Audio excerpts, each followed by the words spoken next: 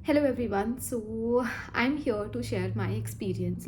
8 महीने हो जाएंगे अब, और 8 महीने में मेरा क्या एक्सपीरियंस रहा है इंटर्नशिप में या फिर इस फील्ड में इन जनरल, क्योंकि इससे पहले तो हम सिर्फ स्टूडेंट लाइफ जी रहे थे। हम कॉलेज जाते थे एंड क्लिनिक्स जाते थे फॉर श्योर, लेकिन उसके अलावा more of a college life ही थी वो। लेकिन अभी अभी जो इंटर्नशिप है वो काइंड ऑफ प्रोफेशनल लाइफ है, एंड यहाँ पे मैं आपको डेफिनेटली बता सकती हूँ कुछ चीज़ें। देखो, सबसे पहले तो मैं यहाँ पे कुछ आपको यू नो चीज़ें क्लियर कर देना चाहती हूँ कि मेरी जो इंटर्नशिप हो रही है ये बेस हॉस्पिटल से हो रही है।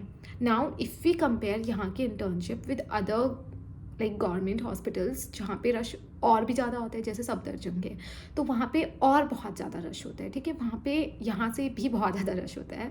तो यहाँ पे फिर भी चीज़ें बहुत ज़्यादा अच्छे से मैनेज की जाती हैं। यहाँ पे सेटअप थोड़ा डिफरेंट है। ठीक है, तो आर्मी में यू ऑल नो कि हर एक चीज़ के लिए एक पर्सन है जो कि ऑथराइज्ड है एंड रिस्पॉन्सिबल है। सो यहाँ पे बहुत सिस्टमेटिक होती है चीज़ें, इवन डॉक्यूमेंटेशन या हर चीज़।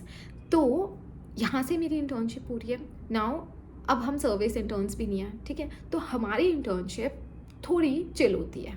ये मैं आपको ऑनेस्टली बता सकती हूँ, क्योंकि मैं बाकी अपने दोस्तों से बातें करती हूँ जो बाहर से कर रहे हैं इंटर्नशिप। तो येस, हमारी इंटर्नशिप यहाँ पे जो होती है वो कंपैरेटिवली चिल होती है, थोड़ी सही होती है, मतलब उतनी हेक्टिक नहीं होती है। ओके, एंड बाकी गवर्नमेंट सेटअप्स में बहुत बहुत हेक्टिक भी होती हैं चीज़ें।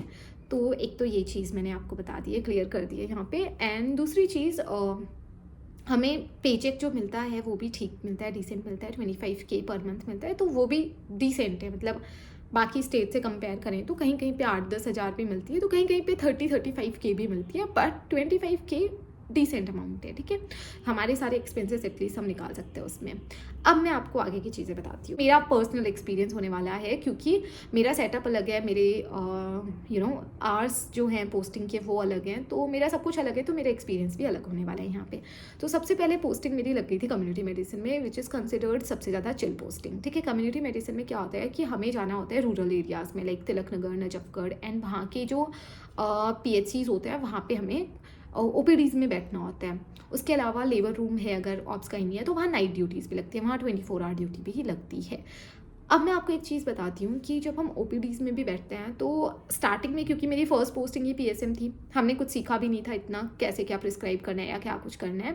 तो बहुत सारे दिन तो ऐसे ही होते हैं कि हम सिर्फ बैठ के देख रहे होते हैं, कंसल्टेंट बैठे होते हैं एंड वो प्रिस्क्राइब कर रहे होते हैं, हम पेशेंट के कंप्लेन सुन रहे हैं, एंड फिर कोई डाउट है तो आप पूछ लो सर से। एंड बहुत ही चिल वर्किंग आवर्स होते हैं, OPD टाइमिंग्स ही होते हैं। 9 बजे तक जाओ आप एंड 1 बजे तक आप फ्री हो जाते हो। तो येस, तो ये सीन चला था। कम्युनिटी पोस्टिंग में भी हमारी सबसे पहले लगी थी मेडिसिन में पोस्टिंग, है ना। तो मेडिसिन में ज़्यादातर केसेस हाइपरटेंशन, डायबिटीज़ यही आ रहे थे, एंड उन्हीं की वो रेगुलर जो ट्रीटमेंट है वो चल रहा था। उसके बाद हमारी लगी पीडियाट्रिक्स में। तो पीडियाट्रिक्स में क्या हुआ कि पीडियाट्रिक्स में अब बच्चों की दवाइयाँ वगैरह हैं, तो वहाँ मैंने थोड़ी चीज़ें सीखी, हाउ टू कैलकुलेट डोज, क्योंकि उनका वेट के हिसाब से ही डोज होता है। तो सर ने मुझे 2-3 दिन इनिशियली तो एक नोटबुक दे दिया एंड बोला कि ये सब याद करो कि डोज, फॉर एग्जाम्पल PCM है, ठीक है, पैरासीटामोल, तो बच्चों में हम सिरप देते हैं, बच्चे दवाइयाँ खाते नहीं हैं उतना जल्दी, तो हम उनको शरबत की फॉर्म में जो सिरप होता है वो देते हैं। अब सिरप का डोज क्या होता है बच्चों में, तो इट इज़ 10 to 15 मिलीग्राम्स पर kg। तो अगर कोई बच्चा है 10 किलो का, तो 10 से 15 मिलीग्राम पर kg हम उसे दे सकते हैं, क्योंकि हम हायर एंड ले लेते हैं ताकि और ज़्यादा अच्छा इफेक्ट करे। तो 10 किलो का है, 15 mg पर kg भी दोगे तो कितना हो गया, 150 mg आपने उसको देना है। ठीक है, तो ऐसे ऐसे डोज, हर एक ड्रग का डोज याद रख लो एंड उसके बाद आप कैलकुलेट करके बच्चों को प्रिस्क्राइब कर सकते हो। ठीक है, इसीलिए बहुत ज़्यादा इंपॉर्टेंट होता है एक पीडियाट्रिशियन से ही डोज लिखवाना एटलीस्ट, क्योंकि अगर आप फॉर एग्जाम्पल एक 10 किलो के बच्चे को आप अगर प्रॉपर डोज नहीं दोगे, आप पिला तो PCM ही रहे हो, लेकिन अगर प्रॉपर डोज में नहीं दोगे तो उसका बुखार उतरेगा ही नहीं, या उसका दर्द वो भी कम नहीं होगा, तो आपको लगेगा दवाई से ही असर नहीं हो रहा है ना। लेकिन सही डोज में दवाई देना भी इंपॉर्टेंट है, वहीं पे रोल प्ले करता है एक पीडियाट्रिशियन। ठीक है, उसके अलावा अब मैं आपको बताती हूँ, पीडियाट्रिक्स में भी हमारी OPD बेसिस पे ही लगती थी। फिर हमारी स्टार्ट हुई ऑप्स एंड गायनी। तो ऑप्स गायनी में ये था कि OPD लगते थे एंड 24 आवर लगती थी। तो OPDs में तो normal examination and all, OPD में तो टाइमिंग सबका सेम ही है OPDs का, बट जब मेरी फर्स्ट 24 आवर लगी लेबर रूम में, वो दिन मुझे बहुत अच्छे से याद है। फर्स्ट ऑफ ऑल तो मुझे ऑप्स एंड गायनी सब्जेक्ट इतना इतना अच्छा लगता है, मुझे प्यार है इस सब्जेक्ट से।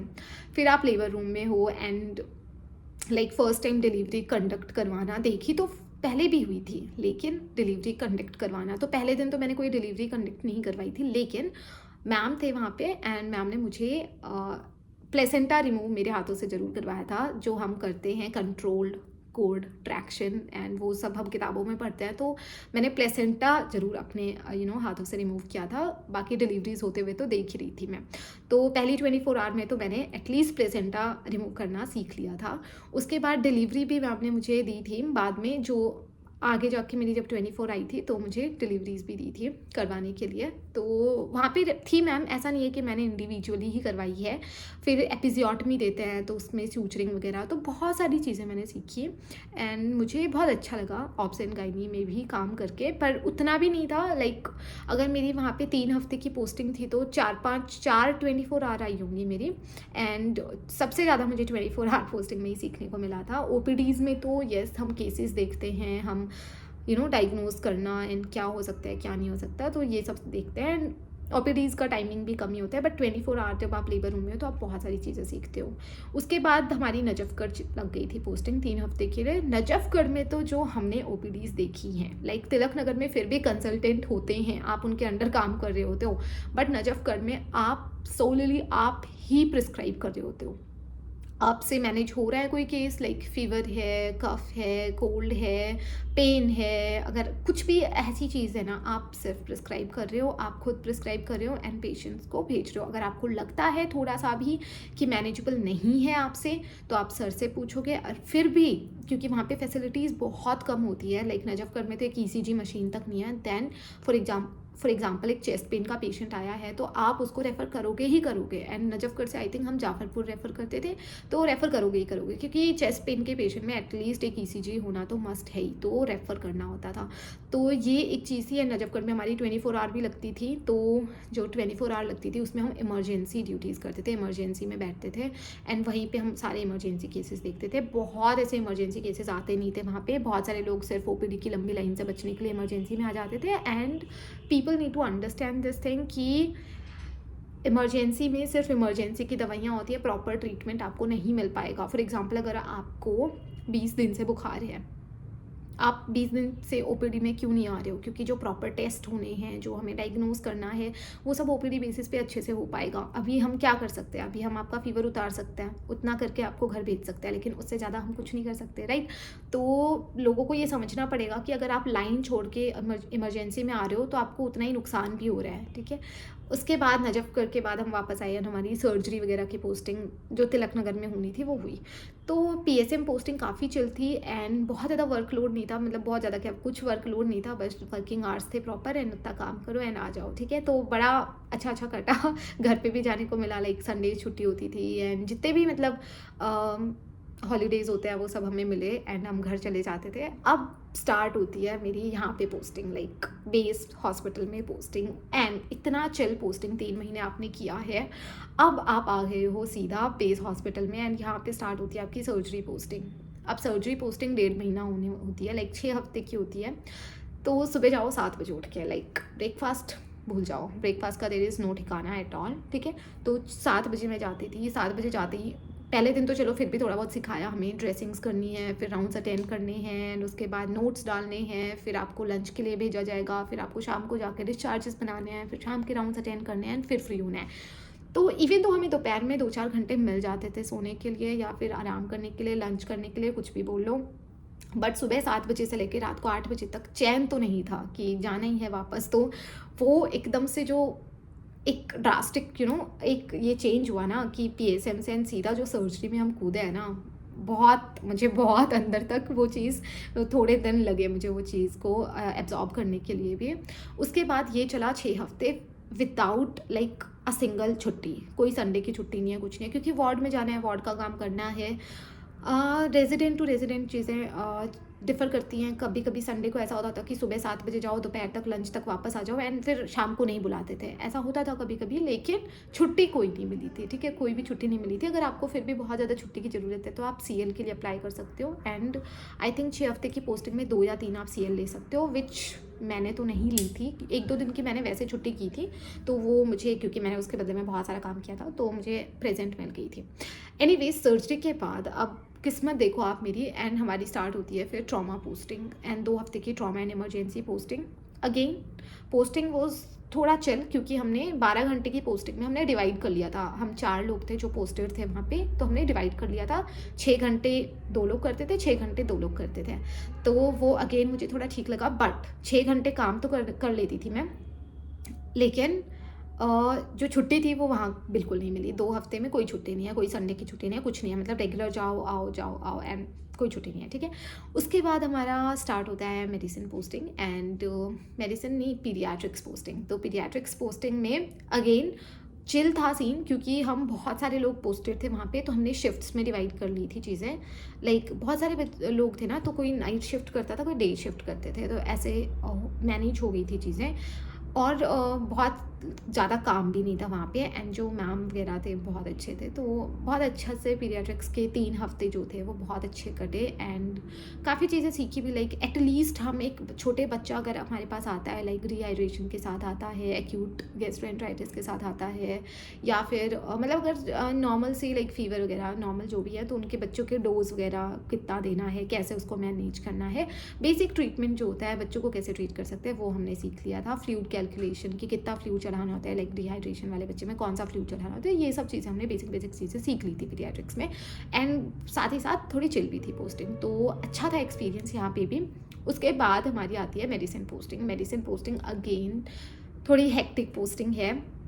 मेडिसिन पोस्टिंग में ना मतलब वही है, 6 हफ्ते की पोस्टिंग है, वार्ड्स में जाना होता है और ये सब है। अब मेडिसिन में 5 जगह पे हमारी पोस्टिंग लगती थी, लाइक 3 तो वार्ड ही थे, उसमें से एक आईसीयू में लगती थी एंड एक ट्रॉमा एंड इमरजेंसी में लगती थी। ट्रॉमा एंड इमरजेंसी अगेन, क्योंकि पहले भी मैं कर चुकी वहाँ पोस्टिंग, सेम ही काम करना होता था, एंड बहुत सारी चीज़ें इस बार मैंने सीखी मेडिसिन पोस्टिंग में, मैंने सीखी जो मैंने अपनी इमरजेंसी पोस्टिंग में वैसे नहीं सीखी, तो मुझे बहुत अच्छा लगा, बहुत सारी नई चीज़ें सीखी। So trauma emergency ICU posting, ward में मेडिसिन में काफ़ी काम होता था। लाइक एक वार्ड में तो बहुत ही ज़्यादा काम होता था, बाकी तो नॉर्मल काम ही था, रिपोर्ट्स निकाल दो, डिस्चार्ज बना दो, राउंड्स अटेंड कर लो, एंड ठीक था। बट मेडिकल 2 एक वार्ड है हमारा, उसमें बहुत काम होता है, लाइक उसमें 60-70 पेशेंट हो गए थे, और हर डेली मतलब सुबह से लेके एंड 2 बज जाते थे दोपहर के डिस्चार्ज बनाते बनाते, फिर भाग के लंच करने आओ, वापस जाके 60-70 पेशेंट के नोट्स डालो, तो वो थोड़ा एक मुझे थोड़ा हेक्टिक लगा था। बाकी क्योंकि रेजिडेंट जो थे वहाँ पे, जो सर थे जिनके अंडर हम काम कर रहे थे, वो बहुत अच्छे थे, बहुत अच्छे से वो मतलब खुद भी काम करते थे, एंड मतलब सीन मुझे अच्छा तब लगता है जब आसपास के लोग अच्छे होते हैं, राइट। तो वो वाला मेडिसिन में सीन था, आसपास के लोग सब अच्छे थे, एंड बहुत अच्छे से पोस्टिंग निकल गई, बट एक भी छुट्टी नहीं मिली, like no Sunday off, nothing off, ठीक है। अगर आपका पर्सनल लाइक आपने अपने सीनियर से पर्सनली बात कर ली कि सर मुझे कुछ काम है, मैं नहीं आ पाऊँगी, तो इट्स ओके, वो आपके प्रेजेंट लगा देंगे, लेकिन उसके अलावा ऑफिशियली आपको कोई छुट्टी नहीं मिलती है। तो देखो, surgery, then trauma emergency, then paediatrics, then medicine, and इन सब में नॉट इवन अ सिंगल छुट्टी, like not even a single छुट्टी। एंड इसके बाद शुरू होता है ऑर्थो में again not even a single छुट्टी। हाँ, ऑर्थो में इतना रिलीफ था कि संडे को हम सिर्फ जाते थे और राउंड्स अटेंड करने के बाद आ जाते थे। तो ऑर्थो में एटलीस्ट आपको संडे को सिर्फ 2 घंटे जाना पड़ता था, बट 2 हफ्ते की ऑर्थो की पोस्टिंग हुई थी, प्रॉपर ओपीडीज़ देखी, प्रॉपर ऑर्थो में मेरे को लगता है मैंने सबसे ज़्यादा सीखा, क्योंकि बहुत ज़्यादा ओपीडीज़ हमने ली। ऑर्थो के पेशेंट को हम अच्छे से मैनेज कर सकते हैं, लाइक सबसे कॉमन ऑस्टियोआर्थराइटिस वगैरह ही होता है, तो मतलब ओपीडीज़ जब आपको देखने को मिलती है ना, तो आप, मुझे लगता है आप सबसे ज़्यादा सीखते हो, क्योंकि आपके ऊपर वो रिस्पॉन्सिबिलिटी है, आपको स्लिप पे लिखना है हर चीज़, है ना, आप बार बार लिखते हो, पेशेंट्स देखते हो, तो आप बहुत सीखते हो। तो ऑर्थो में मैंने काफ़ी सीखा, पर छुट्टी तो नहीं थी।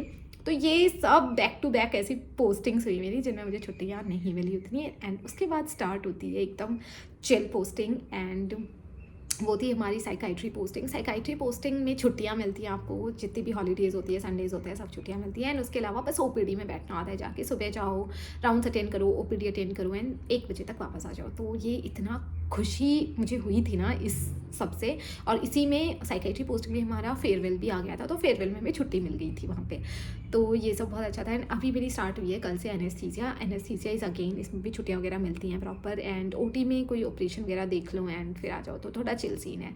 तो आई नो मैंने बहुत सारी जगह पे चिल चिल बोला है, बहुत सारी जगहों पे मैंने बोला है कि हाँ ठीक है चिल सीन है, but when I look back ना तो बहुत बहुत ऐसे टाइम आए थे, इतना बिजी फील होता था कि सुबह निकल रहे हैं 7-8 बजे, शाम को 8 बजे के बाद आ रहे हैं, फिर सो ही जा रहे हैं, इतना थक जा रहे हैं। तो मैं बहुत रोई भी हूँ इन सब चीज़ों के बीच में, बहुत बार ऐसा बहुत हेक्टिक बहुत सारे फैक्टर्स आ जाते हैं और फिर मैं बहुत रोई भी हूँ। तो अभी देख के लगता है कि चिल है। हाँ, बाकी दोस्तों से बात करती हूँ, बाकियों से कंपेयर करती हूँ तो थोड़ा चिल पोस्टिंग्स हैं यहाँ पे। एटलीस्ट आपको बैक टू बैक 24 आवर नहीं लगानी पड़ती। हाँ, महीने में एक दिन यहाँ पे 24 आवर लगती है, ट्रॉमा एंड इमरजेंसी में ADMO ड्यूटी होती है, वो करनी होती है। मैंने अभी तक तो प्रॉपर की हैं सारी, तो वो एक ड्यूटी होती है। बाकी एज सच बहुत ज़्यादा ऐसा नहीं है कि आपको हर तीसरे चौथे दिन 24 आवर करनी पड़ रही है या बहुत ही ज़्यादा हेक्टिक है। हाँ, जब सर्जरी, मेडिसिन, पीडियाट्रिक्स ये सब चला था तो ऐसा होता है कि सुबह से शाम आप बिजी हो जाते हो, बट एटलीस्ट उतना वर्कलोड भी नहीं है कि आपको सबके सैंपल्स भेजने पड़ रहे हैं, आपको सबकी BP लेनी पड़ रही है, BP पल्स उतना यहाँ पे नहीं है। यहाँ पे नर्सिंग असिस्टेंट है प्रॉपर, जो कि मैंने आपको पहले ही बता दिया। यहाँ पे हर चीज़ के लिए प्रॉपर लोग हैं, असाइंड हैं, वो अपना काम अच्छे से ही करते हैं। हर ऐसा नहीं है, गवर्नमेंट सेटअप्स में क्या होता है, हर इंसान का BP पल्स आप ले रहे होते हो, हर इंसान का सैंपल आप ले रहे होते हो, एंड उसी में आपका पूरा दिन चला जाता है, उसके अलावा जो काम होते हैं तो वो यहाँ पे नहीं है। यहाँ पे एटलीस्ट अगर आप सीखना चाहते हो तो आप सीख भी सकते हो बहुत सारी चीज़ें, एंड थोड़ा सा टाइम आउट निकाल के अगर आप पढ़ाई करना चाहते हो वो भी कर सकते हो। तो उस मामले में मुझे ठीक लगा। बहुत सारा ऐसा टाइम आया था जब मेरी बैक टू बैक ये पोस्टिंग्स लग रही थी जिसमें मुझे एक भी छुट्टी नहीं मिल रही थी, और मुझे लग रहा था यार थक गई हूँ मैं बहुत। तब मुझे लगता था कि मुझे ये प्रोफेशन, ये फील्ड पता नहीं अपने लिए चाहिए भी या नहीं चाहिए। मतलब क्या मैं इतना कर पाऊँगी कि बिना खुद के लिए टाइम निकाले, बिना एक भी छुट्टी, लाइक 1 महीने में भी एक छुट्टी नहीं मिल रही है, हफ्ते में एक छुट्टी छोड़ो। तो उस वक्त मुझे बहुत ऐसे ख्याल आते थे कि यार बहुत बर्नआउट होता है, बहुत थक गई हूँ मैं। फिर मैं खुद को समझाती थी कि यार इससे भी हेक्टिक पोस्टिंग्स लोग कर रहे हैं, तो तुम क्यों इतना दुखी हो रहे हो। बट स्टिल हम इस चीज़ को बहुत ज़्यादा ग्लैमराइज करके शो करते हैं कि यार हर तीसरे चौथे दिन 24 आवर लगती है, आते हैं कि हम इतना काम कर रहे हैं। It's not a good thing, it's not a good thing for your health, for your mental health specially. तो मैं तो इस चीज़ के बहुत ही अगेंस्ट हूँ। मुझे तो प्रॉपर वर्क लाइफ बैलेंस चाहिए, जो कि इस फील्ड में आगे आगे मिलना बहुत मुश्किल है, क्योंकि हम रेजिडेंट्स की लाइफ देखते थे एंड भूल जाओ कोई वर्क लाइफ बैलेंस नहीं है, and it's not at all a good thing. Honestly मैं इसको ऐसे नहीं बता रही हूँ कि शो ऑफ कर रही हूँ या बहुत प्राउड के साथ बता रही हूँ, नो, सिस्टम में हैं दिक्कतें और मैं ऐसे नहीं काम कर पाऊँगी, मैं ऐसे फंक्शन नहीं कर सकती, मैं अपना फुल 100% पोटेंशियल ऐसे दे ही नहीं पाऊँगी। तो मुझे तो नहीं लगता कि ये सही सिस्टम है। बस रेजिडेंसी का सोच सोच के मैं और दुखी हो जाती थी कि यार रेजिडेंसी मेरे से हो भी पाएगी या नहीं, क्योंकि रेजिडेंट्स को देखती थी, इंटर्न्स हम हैं तो हमारे ऊपर उतनी रिस्पॉन्सिबिलिटी नहीं है, बट रेजिडेंट्स 36 आवर्स के लिए हॉस्पिटल में ही रहते हैं, फिर जाते हैं 12 घंटे के लिए घर पे, फिर 36 आवर्स यहीं रहते हैं। तो वो वाली लाइफ देखने के बाद मुझे और ज़्यादा टेंशन होने लगी थी। बहुत टाइम पे ऐसा हो गया था कि मेंटल हेल्थ जो है इफ़ेक्ट हो रही थी, एंड ऐसे टाइम पे मुझे लगता है छुट्टियाँ ले लो, या ठीक है यार थोड़ा 1-2 दिन की छुट्टी ले लो, क्या ही हो जाएगा, है ना। तो यही मैंने किया, एंड ऐसे ही करके मैंने जैसे तैसे करके अभी तक काम किया है प्रॉपर। एंड मैं खुद को थोड़ा सिंसियर मानती हूँ। लाइक अगर कोई है जो कट मारता है, जो चिल सीन के साथ करना चाहता है, वो कर सकता है, वो रेजिडेंसी भी अच्छे से कर सकते हैं, क्योंकि उनको पता है कैसे कट मारना है। लाइक मुझे अगर कोई बोल गया ये काम हो जाना चाहिए, तो मेरे को वो एनजाइटी रहेगी, जब तक मैं वो काम नहीं करूँगी मैं चैन से बैठ भी नहीं पाऊँगी।